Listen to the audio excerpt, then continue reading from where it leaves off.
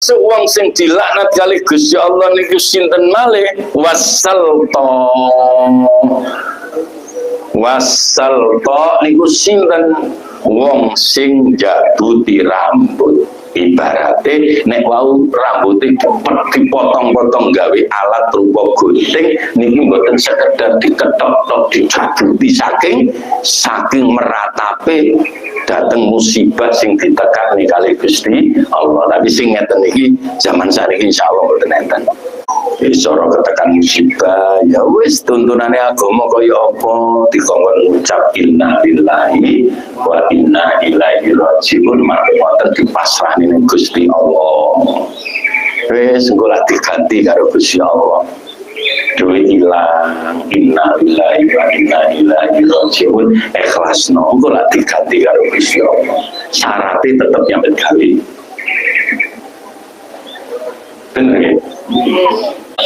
Gitu apa awake dhewe niki makom ikhtiar siji kali makom sing dhuwur-dhuwur nika benten neh sampeyan iso mboten percaya enten kiai niku saking dhuwure makom cara donya mboten nate mikir teko dhewe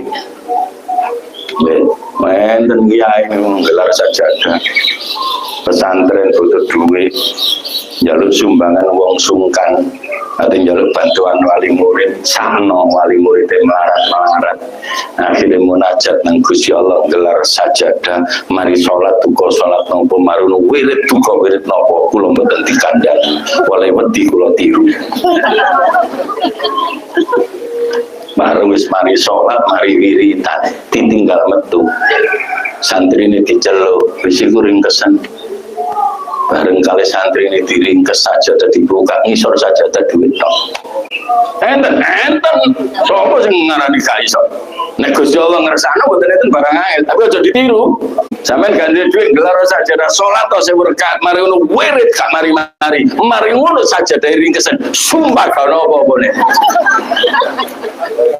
ini lho nggih wah gak kelas yo gak usah aneh-aneh gitu nek barang niku nek ditu makome yo tetep gak iso gitu kudu dicocokno karo makome awake dhewe makom regawe makom ikhtiar makom kasab ya wis nyambut gawe Nanggo Gusti Allah nek maringi ganti lewat nyambut gawe jelalah rezekine ditambahi. Biasane mung oleh 100 mali oleh 200. Lho niku ngoten. Panjenengan makom kasab awake dhewe niki.